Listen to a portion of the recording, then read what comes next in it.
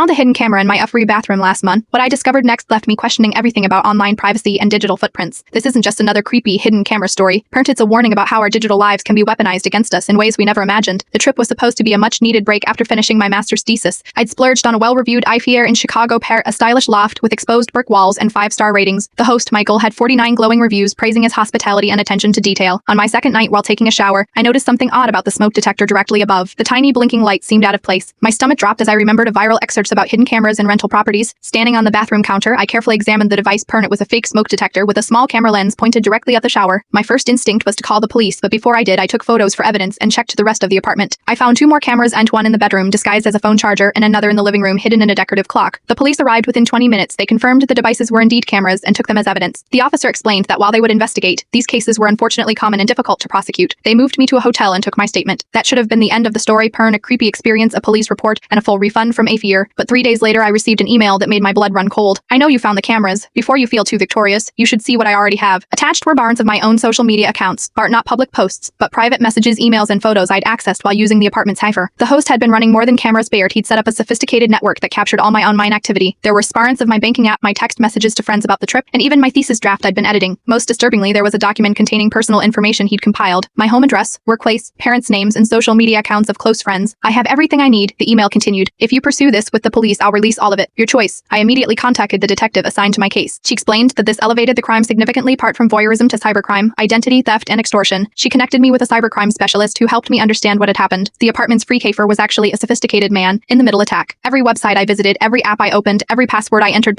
all of it was captured. The specialist explained that most people don't use peltibatines on trusted disher networks like their Ifying, making them vulnerable to exactly this type of attack. The investigation revealed Michael wasn't one person but a network of individuals targeting young female travelers. They operated multiple properties across 3 states. Their scheme wasn't just about voyeuristic videos, those were just a bonus. The real value came from harvesting personal data, financial information, and compromising content they could use for blackmail. The FBI became involved and I spent weeks working with them to build a case. They discovered 17 other victims across their properties, most of whom had no idea their information had been stolen. Several had experienced identity theft or unusual financial transactions months after their stays. 6 months later, 3 men were arrested. The trial is still pending, but the lead investigator told me it was one of the most sophisticated rental property schemes they'd encountered. My decision to report the email rather than give in to the threats helped them connect multiple cases they hadn't previously linked. I am sharing this story not to scare you away from travel or rental properties, but as a warning about digital vulnerability. We're careful about locking doors and checking for cameras, but we rarely think twice about connecting to a rental's aquifer and logging into our entire digital lives. Now I travel with a personal beltopician. I use cellular data for sensitive accounts. I check for cameras and network devices, and I've become an advocate for digital privacy laws that better protect consumers from these increasingly common threats. The hidden camera was just the visible part of a much larger invisible violation in our digital world. What we can't see can hurt us far more than what we can. If you've experienced something similar or have tips for protecting digital privacy while traveling, please share. The more we talk about these threats, the safer we all become.